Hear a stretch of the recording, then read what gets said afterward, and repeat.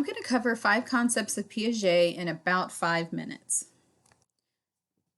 The 5 concepts that I'm going to cover are schema, assimilation, equilibrium, accommodation, and disequilibrium. I copied the definition of these terms all from simplepsychology.org. The reference is at the very bottom of this slide here.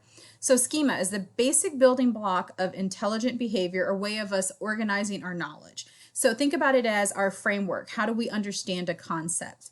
Okay, and I'm going to use this as a story.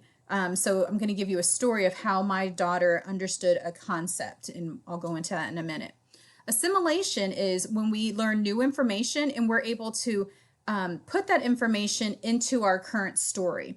So my understanding of, like, colors, for instance, I learn about different red, blue, yellow. I learn about different colors. It all makes sense because it all fits into my basic framework, my understanding of colors. So at that point, although I'm learning new colors and I'm learning new information, since it all fits into my framework of understanding, I'm in equilibrium. In other words, my schema can deal with this new information that I'm learning, and so it all assimilates. I'm good, I'm not having any trouble understanding what's going on.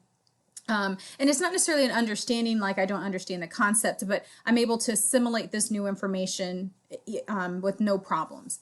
Then we have accommodation, and that's when our framework that we have, our beliefs that we have, the way that we understand something has to change or shift because of some new information that we've gained. So again, if we go back to that colors, I understood colors red, white, blue, black, but now all of a sudden we have shades. So there's shades of red, and there's shades of blue, and there's shades of green. So that is making my thinking and my understanding, it's not fitting perfectly. So I'm in disequilibrium. That new information doesn't fit my current understanding, my current schema of what I know. Okay? So here we go. Here's my story. I have 3 kids. My second daughter absolutely positively loved animals, loved dogs, loved cats. She loved to go to the zoo, loved to watch cartoons about animals, all of that. So she had a basic schema and understanding of what a dog was. They had 4 legs, they were hairy, they had a tail. She had a basic schema of what a zebra was. She loved to go to the zoo. And the zebra had 4 legs, it was black and white, and it was really tall and really big. That's how she knew that it was a zebra. And then she had a schema of what a rat was. It had 4 legs, it was brown, but it was tiny. So there are some similarities between her schemas for these different animals, but there's still characteristics that were different enough that her understanding of a dog was separate than her understanding of a zebra, separate than her understanding of a rat. So when we would see other dogs, she was able to say, oh yeah, that's a dog, that's a dog. So we might see a Cocker Spaniel where it's kind of small. Oh yeah, that's a dog, she got that. She could see, like this picture here might be of a Labrador or a Retriever. That made sense to her. Oh yeah, she knew what that dog was. She could see mixed breeds dogs, and she knew that they were still dogs. She had that understanding. Even if she learned some new information, she stayed at that foundation of being equal. Her understanding was clear. It made sense to her. Well, one time we go to the park, and this couple has 2 dogs. They have a Great Dane and they have a Chihuahua. Talk about 2 different extremes, okay? They have this huge black and white Great Dane, and they have this little tiny brown Chihuahua.